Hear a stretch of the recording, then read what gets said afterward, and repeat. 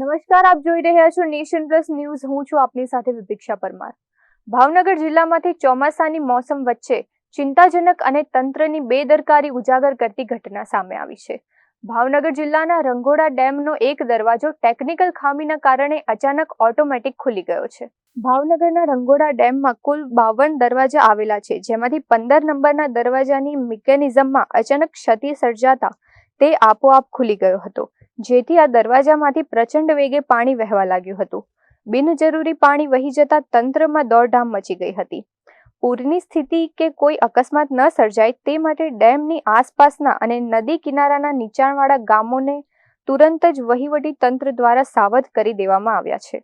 ઘટનાની ગંભીરતાને જોતા સિંચાઈ વિભાગના ઇજનેરો અને ટેકનિકલ સ્ટાફની ટીમ ઘટના સ્થળે યુદ્ધના ધોરણે પહોંચી ગઈ છે.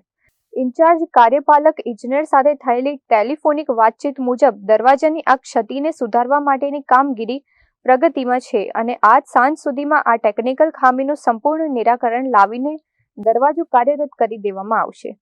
જોકે આ સમગ્ર ઘટના બાદ સ્થાનિકોમાં તંત્રની નબળી કામગીરી સામે ભારે રોષ જોવા મળી રહ્યો છે. રહીશોનો આક્ષેપ છે કે ગત વર્ષે જ અંદાજે 1.50 કરોડ રૂપિયાના તોતિંગ ખર્ચે આ ડેમનું રિનોવેશન કરવામાં આવ્યું હતું.